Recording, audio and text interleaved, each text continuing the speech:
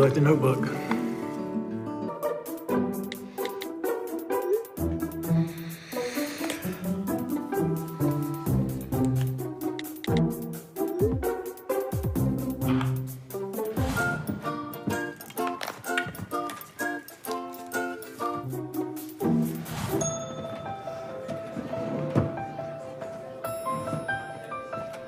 So, tell me about yourself.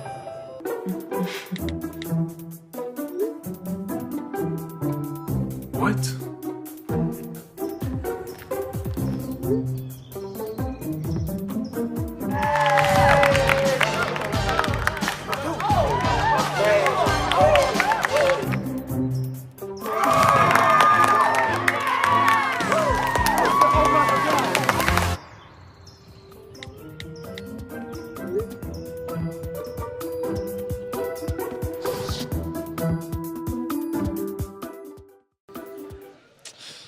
There it is. That's awesome. That's good stuff. Hey, guys, I want to talk to the guys real quick.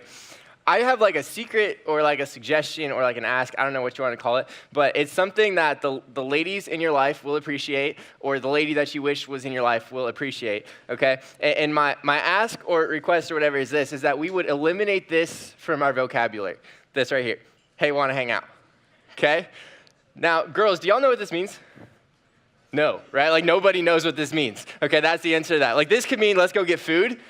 This could mean let's Netflix and chill. This could mean let's hang out with like 10 people. Let's hang out just by ourselves. Let's go get coffee. Like nobody knows what it means. It's super confusing, okay? But if you don't take anything else tonight, I learned something like a year and a half ago called the rule of three. Okay, called the rule of three. And so I just want to share that with you like right up front, and it's so helpful. Unfortunately, I didn't learn this until a year and a half ago, and I've been dating my girlfriend now for about 5.5 years. So the first 4, I didn't know this, but it's so helpful. Okay, here's how it goes. You just say, hey, so-and-so, I'd like to, go on a date. I'd like to take you to dinner. And then you say, I just got my paycheck, so like feeling like a high roller right now, so we're going to go somewhere nice.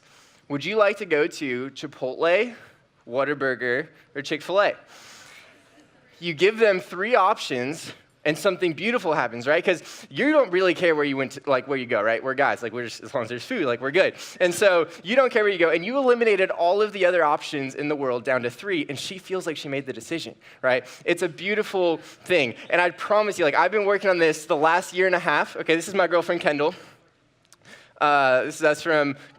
We went to a horse race in Houston. It was awesome. She's an Aggie. But it works absolutely incredible. Girls can make decisions about anything in their life, and frankly, anything in our lives too. It's an incredible thing, but they can't decide where they want to eat. So try the rule of 3. Hands down, one of the best things that I've ever implemented, but has nothing to do with what we're talking about tonight. I just thought I'd share that because of that bumper video right off the bat. So anyways, guys, my name is Jeremy. If we haven't had the chance to meet, and I love getting to hang out with you guys from time to time and getting to spend time here at Inside Out. Tonight, we're jumping into part 3 of our series that we've been in called Relationship Goals. And it's just a really, really helpful conversation that we've been having and talking about. And tonight, the conversation that we're going to have is around what we saw in that video, which is this idea right here of expectations, right? We're talking about expectations in relationships, specifically expectations or qualifications, whatever you want to say it is for the person that we want to date or the person that we are dating. And right from the get-go, I want to say 2 things about expectations in dating. Okay, the first thing is this, that having expectations is fair. It's fair to have them, okay? We've grown up in the same generation. I'm not that much older than you. I'm 21. I'm about to graduate from UT in a couple of months. So we're grown up in the same generation, same social movement, same technology, same reality TV era. We're told that we should have tons and tons and tons of specific expectations for the person that we're dating. So it's fair, but at the same time, it can be dangerous. Right? Expectations can be dangerous, and relationships down the road can be derailed as a result of unmet and unfair expectations. So I just want to set the stage with that because that's where we're headed. But to get to those kind of expectations or to more discover what your expectations are and what mine are, I want to ask a simple and clarifying question is this. What do you look for in a guy or a girl? Right? What do you look for in a guy or girl? If you're dating someone, think back to when you were single, if you can. If you're single, it's a little bit easier. Just think back when you're in that place. What is it that you were looking for, you had on your mind that you wanted in the person that you're going to date? And I don't want to make this like awkward interactive. I'm not going to like ask you to tell me what it is that you look for right now. You can talk about that later in small groups. But I did find a couple of videos that talked about what girls look for in a guy and what guys look for in a girl. So we're going to take a look at those because I think they show what they're looking for. And we're going to go ladies first, okay? So we're going to start with the ladies. And this video here is what girls look for in a guy. Okay, ladies. Very important question here. What does a girl look for in a guy? Oh no. Funny. They have to be funny and have cute teeth. Okay. And be smart. Have money, you know what I'm saying? I'm just kidding. Money. Money, that's it. Just money. And looks a little bit, maybe. Okay. Money, looks. And personality. Where does personality fall in the money, looks? Maybe like the middle. In the middle? Money, personality, looks. Yeah. I don't even know. A nice guy. Very nice. Funny. Funny, yeah. He has to be into sorority stuff because we have to take you to all our events. Yeah, you have to be our date for stuff. Our date, yeah. You have to get along with my friends, so if like you don't like her, then you can't like me. Eyebrows. I like big eyebrows. Big eyebrows. That's the first time we've gotten that answer today. Aside from big eyebrows, or if someone has not so big eyebrows, can you get past that? What would you look to next? Probably like a dad bod. Okay. I like dad bod. Okay. Yeah. If they don't have a dad bod or big eyebrows, is it a total no-go? I don't, well, if they had like a six-pack, I'd be like, oh, like probably not. Yeah.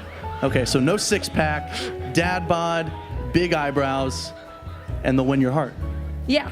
To make things very simple and plain, probably a man instead of a boy. Man instead of a boy. That's intense right there. I like that. All right. So, ladies, that was for you. Guys, this one is your turn.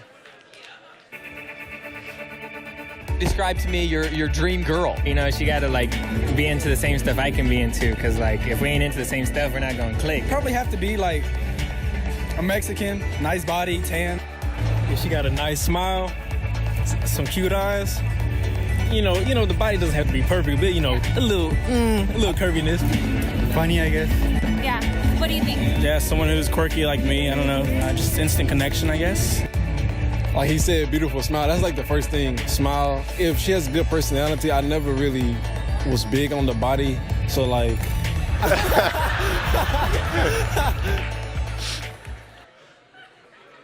There it is. I thought about just like going to small groups after that and being like, y'all just go talk about it. Because that's good. That's good. And the girl, right? The girl who said like dad bod, no six pack, and big eyebrows. I'm like on board with that. Like that's perfect. But that didn't. Yeah, I don't know who else feels that way. But those are good. So those are fun. Those are fun expectations to get the conversation going around this idea of what it is that we look for in a guy or girl. Some silly ones, some fun ones. We're going to get some more serious ones here throughout the course of the night. But what I do want to do before diving in is I want to hit the pause button on our conversation. And I just want to reiterate something that Jordan said if you were here with us last week. We had a really great conversation last week, and he brought these up to kind of set the groundwork, if you will, right from the get-go. And so I want to reiterate these because I think they're really, really important. He said these three things. He said, tonight is a conversation. It is not a one-way, me talking to you guys. It's a conversation, and that means that here and then in small groups, you have to feel the freedom to disagree and to push back and to not be on the same page as me, okay? Because what we're talking about tonight has a whole lot of competing ideas and competing viewpoints and worldviews on what we're talking about. So you just have to know that you have the freedom to push back. Second is that I may offend you, or I may offend somebody that you care about in what we're talking about here tonight. The only reason that I would ever say something that would offend you is if I believe that down the road it could be helpful to you or helpful to them. So I just want you to know that there's nothing I'm going to say that I'm going to say you have to do or that you should do or that you're supposed to do. I'm just going to say what I think is helpful, and then the ball's in your court to make a decision on that. And then finally, I would say that at Inside Out as a whole, we are pro-healthy relationships. We're not telling you to go date someone. We're not telling you to go break up with someone. We're not telling you have to have a certain conversation. We are just in the long term for and pro-healthy relationships.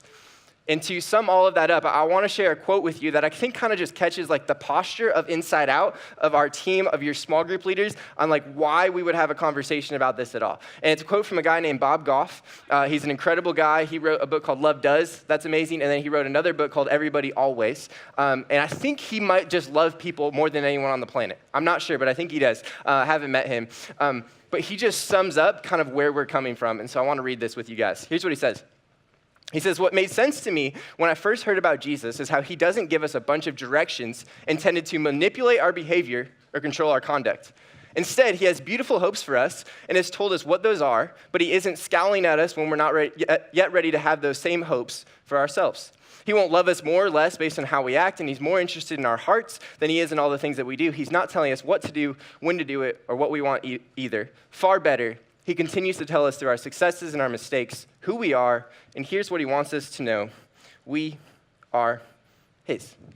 We are his. And so it's not like this conversation of what you have to do or what you're supposed to do and all those kinds of things. It's a conversation, and ultimately I want you to know that we are his. And so I feel like that just kind of sets the stage for what we're talking about, where we're going, and where we're coming from as Inside Out. But I want to go back to this idea right here of what do you look for in a guy or a girl? Because even though they gave so many answers in those videos that we just watched, I don't think a single one of them came up with the number one answer that I would get if I did a poll of this room right now. And I just don't think that, because I've had a lot of conversations. I felt this way myself, but I've had conversations with my friends and conversations with tons and tons of students over the years, and I just don't think any of them hit the number one reason, or the number one thing that we look for.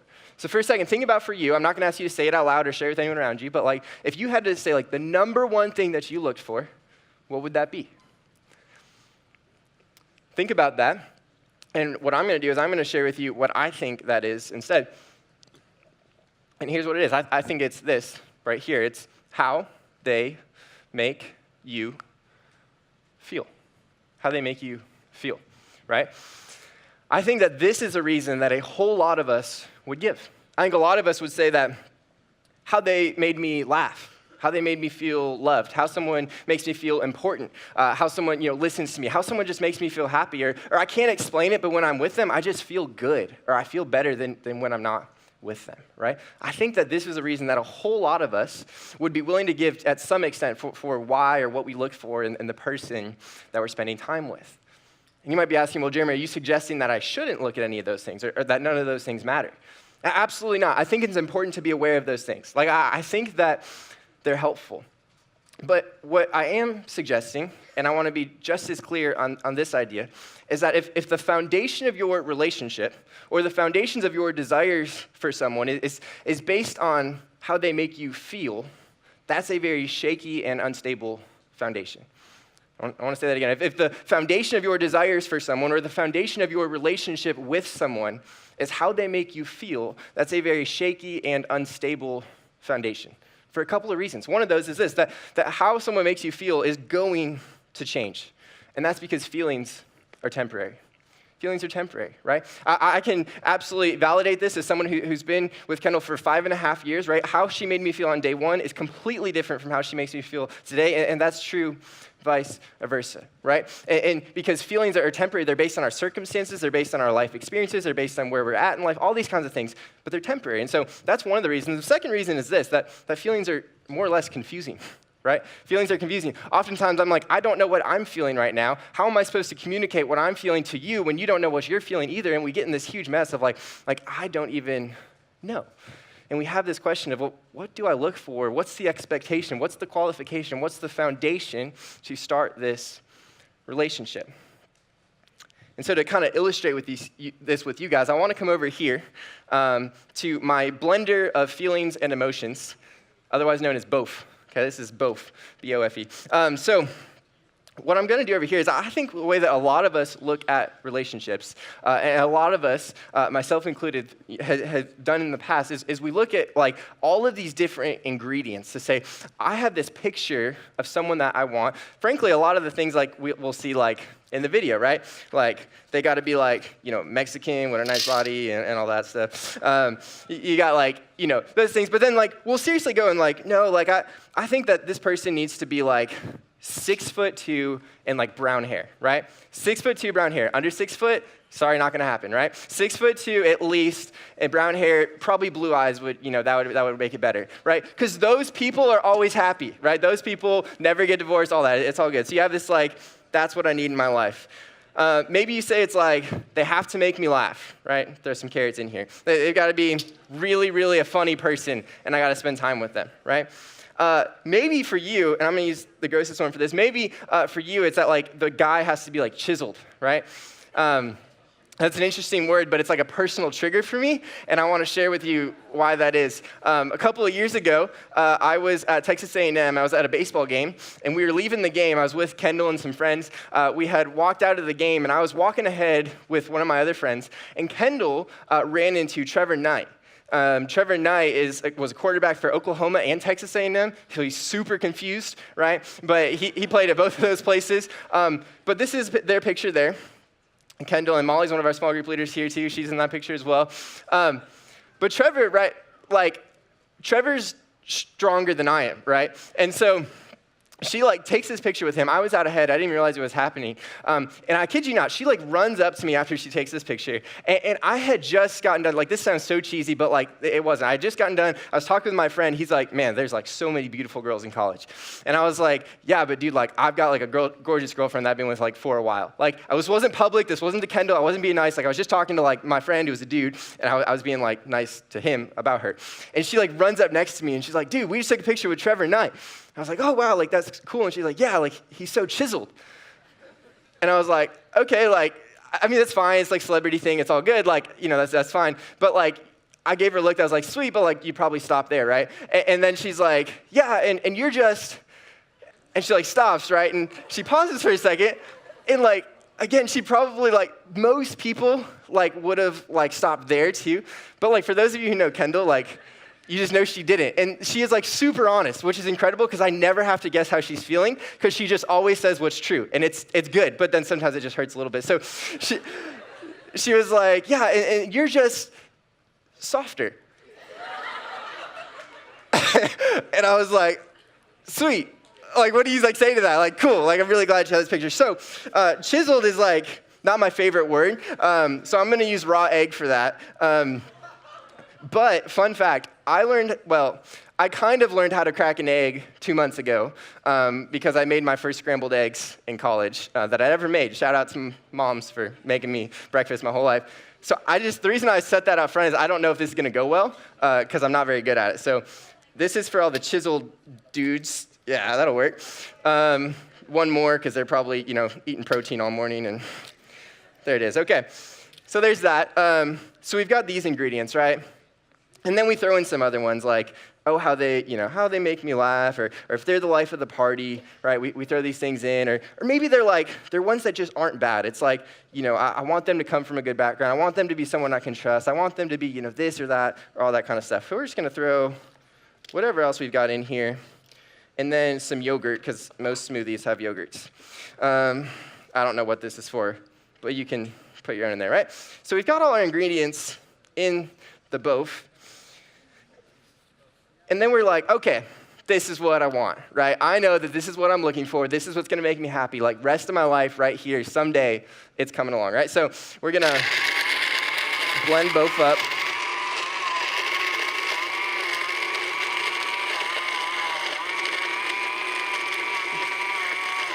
Almost there.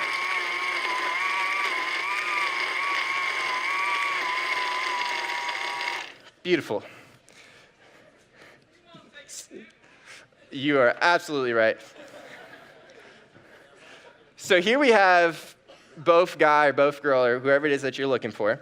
And we're just like, yup, oh, there it is. This is your person, right? This is your future.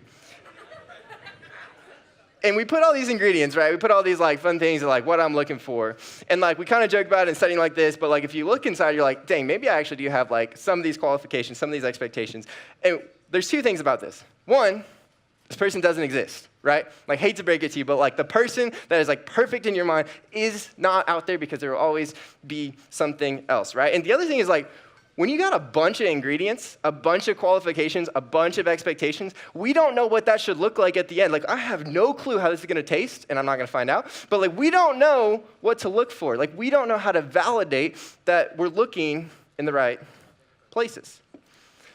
And on a more serious note, the reason that this matters, that we find an answer to this question of what do I look for and what is kind of sets the foundation for my relationship with him or with her. Maybe in dating, I know it can be hard to look forward to marriage, but eventually my foundation in a marriage, like the reason we have to get to an answer together is this.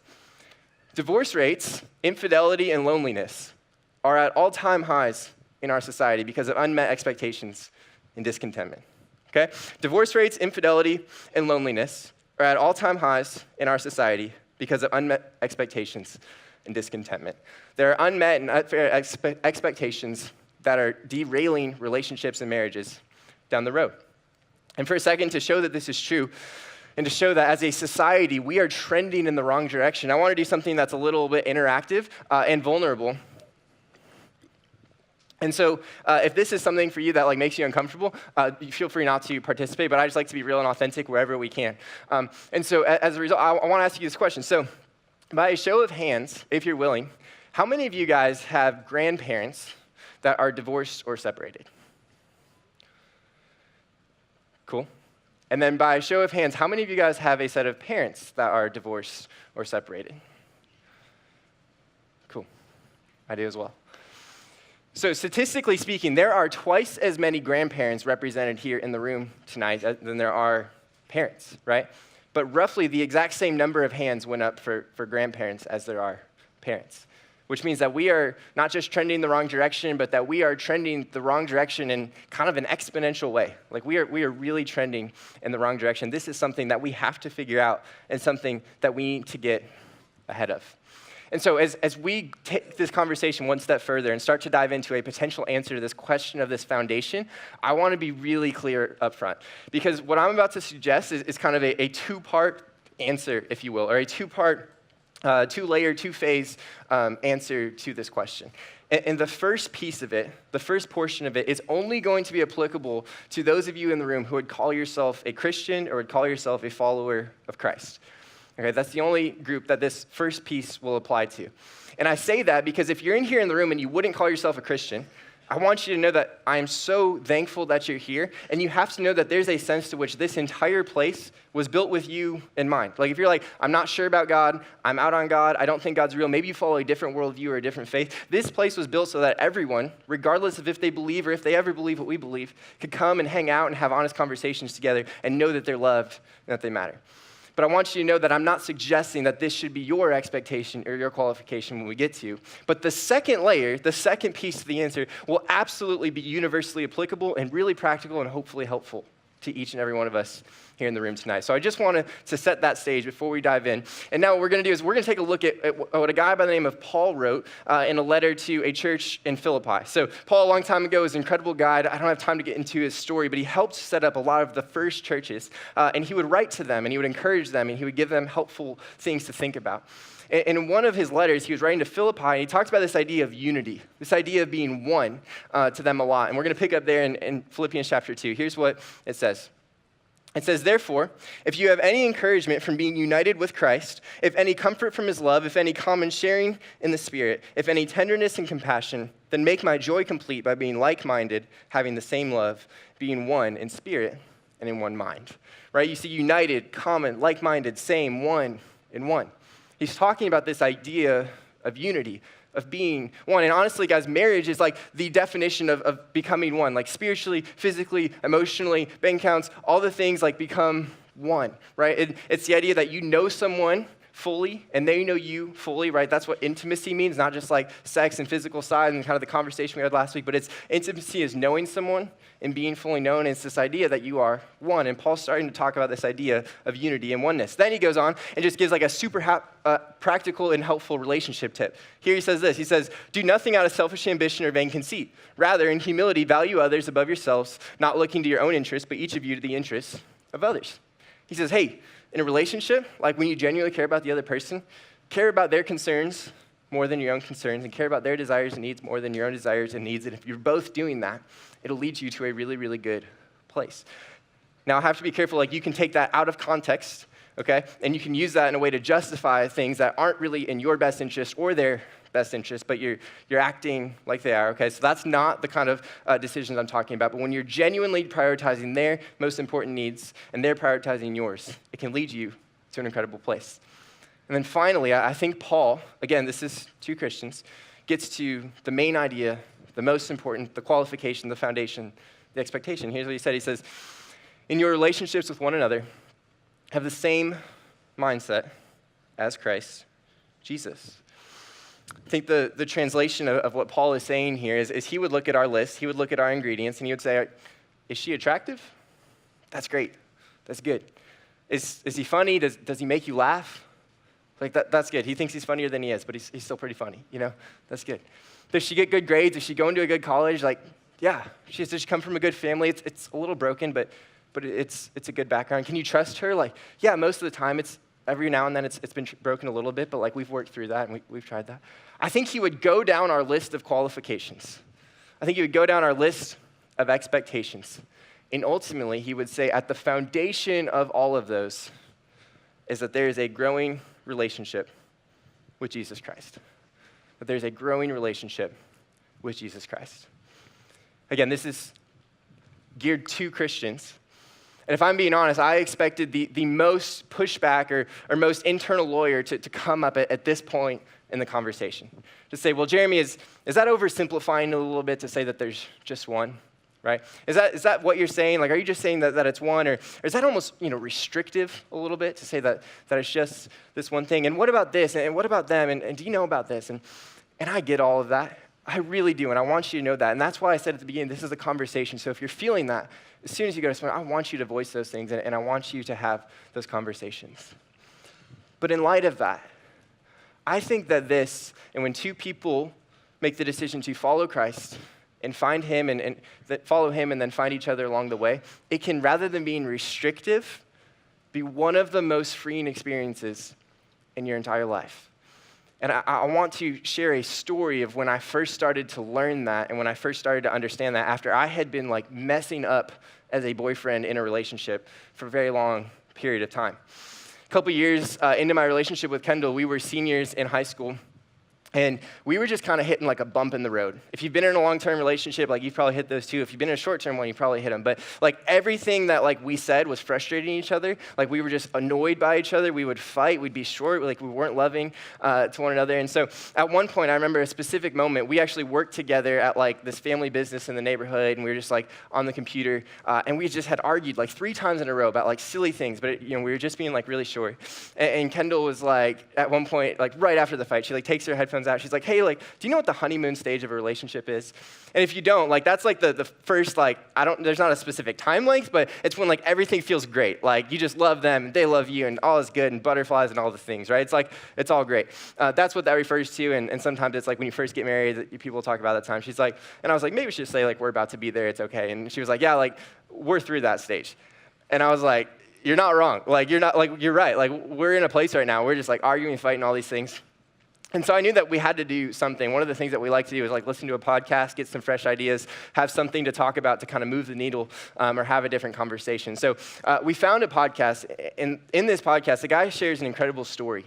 And he's not talking about me and Kendall, but it felt so much like a slap in the face to me that I'm going to use our names in this story because that's pretty much how it felt when I first listened to this story. And so the guy's name is Ben. He was a pastor actually in College Station at the time. He's moved somewhere else. But he tells this story of a couple, Jeremy and Kendall, who were having some relationship issues, right? And they come into his office, and they just sit down. And he's like, hey, y'all, like, what is wrong? And he gives each of them a chance to talk. So Jeremy just starts listing his list, right? And all these things that are wrong, he goes on and on and on and on, like 10 minutes going on, and he finally stops. And then he asks Kendall, he's like, hey, what's wrong, Kendall? And she starts to list all these things that are going wrong between them, how they're talking, communicating, all these kinds of things. Like, you can see, like, the physical space between them, like, separating, right? They just, like, can't be around each other at this point in the relationship. There's just so much tension. After that, Ben stops and he asks Jeremy, he's like, okay, Jeremy, what I want you to do is I want you to list out Kendall's flaws. It's like, I want you to list out the flaws that Kendall has. And the guy gets really excited, Jeremy gets really excited, and he starts to go and he starts to list. And he's just like, well, she doesn't do this, she's not good enough here, she never takes care of this, she's not this, she's not this. He just goes on for like 5 minutes, right? Kendall at this point, in the story is almost in tears, right? He's just like sharing all these flaws. He's like, not good enough here. And Ben, he said in the story he kind of wanted to punch the dude, but he didn't. And he was like, okay. He was like, so I want you to go ahead and tell me, for each one of those flaws, a flaw that you would rather she had instead. And Jeremy's like, okay. He doesn't respond. He doesn't know what to say. And Ben's like, no, Jeremy, like think of each of those flaws. You just gave me like 50. He's like, for each one of those, think of a flaw you wish she didn't, the flaw that you wish she had instead. And he's like, well, that's kind of a tough question. Like, I don't wish she had any flaws instead. I think at that moment, something clicked with that guy, Jeremy. Something clicked with me, certainly. But he's like, I don't want her to have any flaws. And Ben goes, oh, so you don't want her to have any flaws? And he's like, well, I guess. And he's like, so that means you wish that she was perfect. He's like, yeah. And he's like, Kendall's not the problem. You are. You have unfair expectations. And you wish that she was perfect, and she's not. And you aren't either.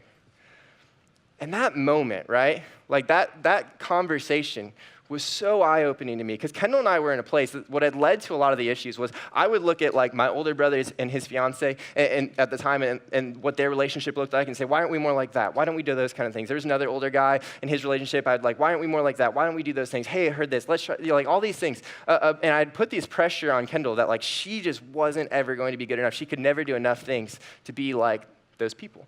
I had put so many unfair expectations and felt like she needed to be perfect and that she never could be. So after that podcast, we both listened to it. We met up the next week, and we had a conversation. That was a marker moment for our relationship. Like, to this day, I remember that conversation very, very clearly, of sitting down and saying, hey, you are not perfect, and you will never be able to meet my needs and my desires.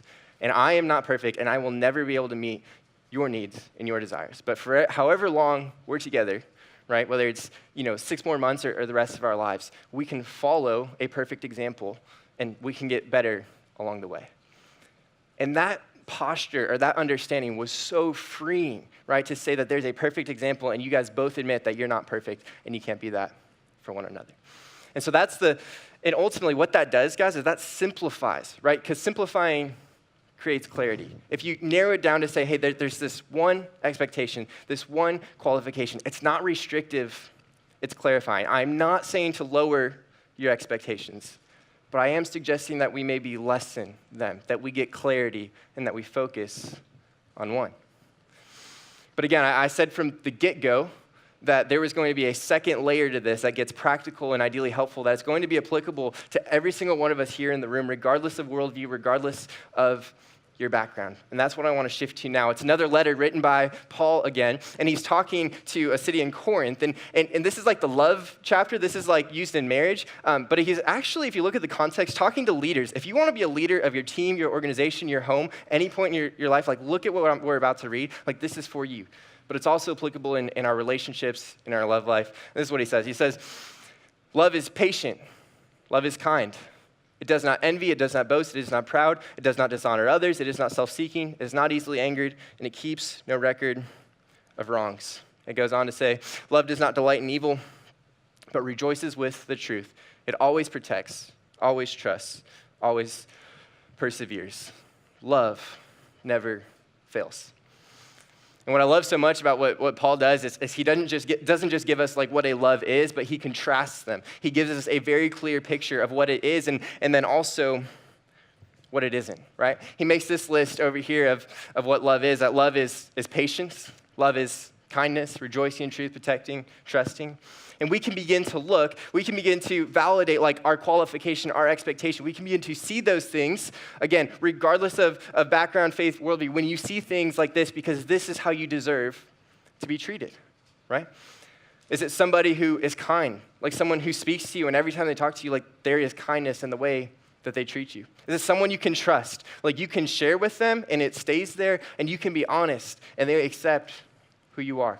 Is it someone who perseveres? Is it a type of love, right, in this person that, like, when something gets hard, they're not gone right away? Is that what it looks like? And he contrasts it with this list. He says, love is not envying, boasting, prideful, dishonoring, self-seeking, angry and easily, keeping records of wrongs, delighting in evil. is the only thing that he can talk about is how good he is at the sport that he plays, or how great he did in school, or what college that he just got into? Is that the only thing that he likes to talk about is kind of this boasting and being prideful, right? Is he easily angered? Like you just say one thing and it's like a trigger, like he is going off on you and it's just unwarranted? Does she keep a list of wrongs, right? Like after you've apologized, you've gone through this process of forgiveness, still like years later, it's like, well, what about this? What about this? What about this? And continues to bring those up again and again and again. That's not the love that we're looking for. And ultimately, again, as I think if you take a step back and say, as Christians, at the foundation of this would be a growing relationship with Jesus Christ. But for each and every one of us, these two lists on the side screens are so significant. And I am personally so passionate about this, and I want you to hear this. If you missed everything else tonight, I just want you to hear this. But I have sat on the other side of so many friends, and I have sat on the other side of so many students, middle school and high school students, who are just not being treated the way that they deserve in relationships. By people that say that they care about them, by people that say that they love them, they are just not being treated the way that they deserve. Every single one of us in here has intrinsic value. Intrinsic's a word that means it's not earned. It's because of who you are. I would suggest it's because you're a son or a daughter of God. And you deserve to be treated like that list, not like that one. And those are indicators of our qualifications. Those are indicators of our expectations that we can validate by going down and seeing if that's the type of person that we're with, or that's the type of person that we're with in the future. And guys, that might be crazy, but I think like if we start to get this right, if we start to change the foundation, that we can also change the trajectory of our current trends, right? The trajectory of the infidelity, of the divorce, of the loneliness that's in our world. Currently, this number is significant. 1 out of 2. Right? 1 out of 2. 1 out of 2 of every marriage that starts doesn't succeed. It ends in a divorce, right? That's significant. What if we got this right and it was 1 out of 20 marriages that didn't end, or that ended in divorce instead of 1 out of 2? Maybe I'm freaking crazy, but what if we got this right and like 1 out of 200 someday was the number? 1 out of 200 marriages ended in divorce. Right? What if someone 30 years down the road could ask the same question that I asked earlier, and we could see a different number of hands trending in the right direction? I don't know if it's possible. I think it is. And I think a lot of it starts at the foundation of getting these foundations of our relationships right. So one final time, I want to reiterate that this is an open and honest conversation. I hope that when you get to small groups, you have that freedom to talk about this, to digest this, and to break it down together. And before we do that, I'd love to pray for us, and then we'll head out. Heavenly Father, God, thank you for your foundational love that you extend to each and every one of us. God, thank you for loving us where we're at, for loving us when we don't deserve it, for extending grace for us and offering a way to know you. So thankful for that, God. And I'm thankful for the opportunity to have open and honest conversations about the most important relationships in some of our lives, God, and that will be in our life in the future. God, would you just show us where our qualifications or expectations and all those kinds of things just don't really make sense, or where they're not aligned, God, and where we can hear from you and listen to you and maybe see a different trend, a different trajectory for our future. God, we love you and we're trusting you to lead us in that. It's in your son's name that we pray. Amen.